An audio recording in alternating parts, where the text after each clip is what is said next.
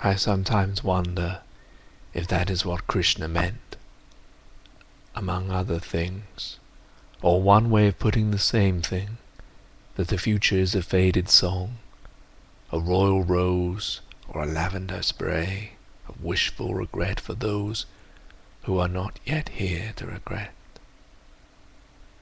Pressed between yellow leaves of a book that has never been opened, and the way up is the way down, the way forward is the way back.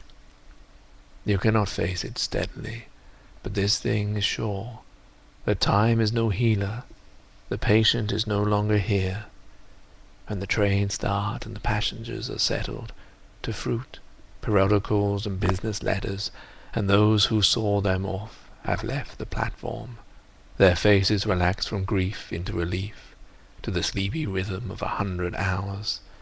Fare forward, travellers, not escaping from the past into different lives or into any future. You are not the same people who left that station, or will arrive at any terminus, while the narrowing rails slide together behind you, and on the dock of the drumming liner, watching the furrow that widens behind you. You shall not think the past is finished, or the future is before us.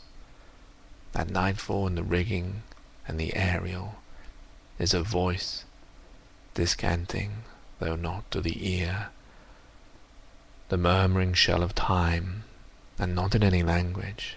Fare forward, you who think that you are voyaging. You are not those who saw the harbour receding, or those who will disembark here between the hither and the farther shore, while time is withdrawn. Consider the future and the past with an equal mind, at the moment which is not of action or inaction.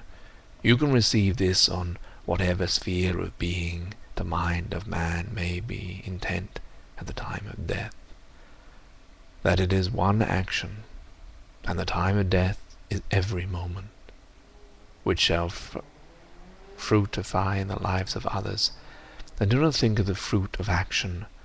Fare forward, O voyagers, O seamen, you who came to port, and you whose bodies will suffer the trial and judgment of the sea, of whatever event. This is your real destination. So Krishna, as when he admonished Arjuna on the field of battle, not farewell, but fare forward, voyagers.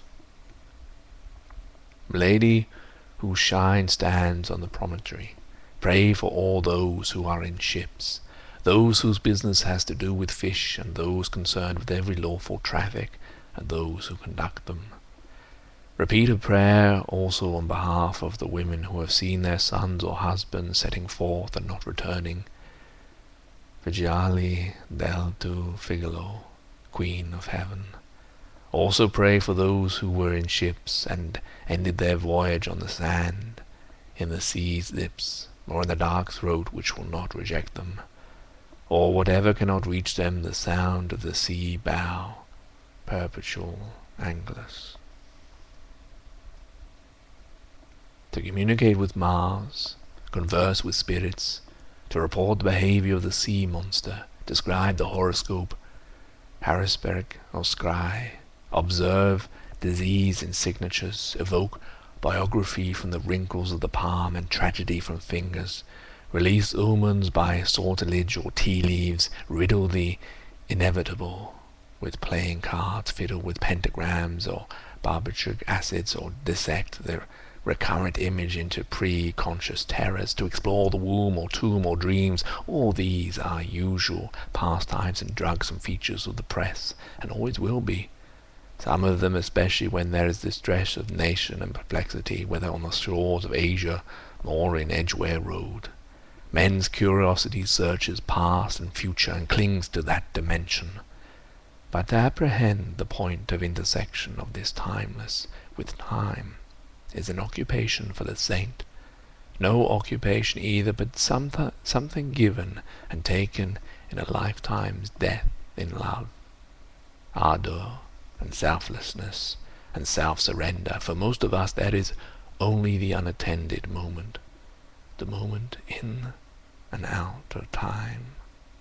the distraction fit, lost in a shaft of sunlight, the wild time unseasonal winter lightning, or the waterfall, or music heard so deeply that it is not heard at all, but you are the music, while the music lasts.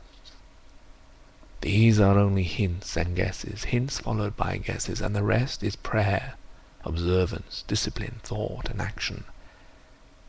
The hint half guessed, the gift half understood, is incarnation. Here the impossible union of spheres of existence is actual. Here the past and future are conquered and reconciled. But action were otherwise movement of that which is only moved, and has in it no source of movement, driven by demonic, chthonic powers. And right action is freedom from past and future also. For most of us this is the aim, never here to be realized, who are only undefeated because we have gone on trying, we content at the last, if our temporal reversion nourish, not too far from the yew tree, the life of significant soil.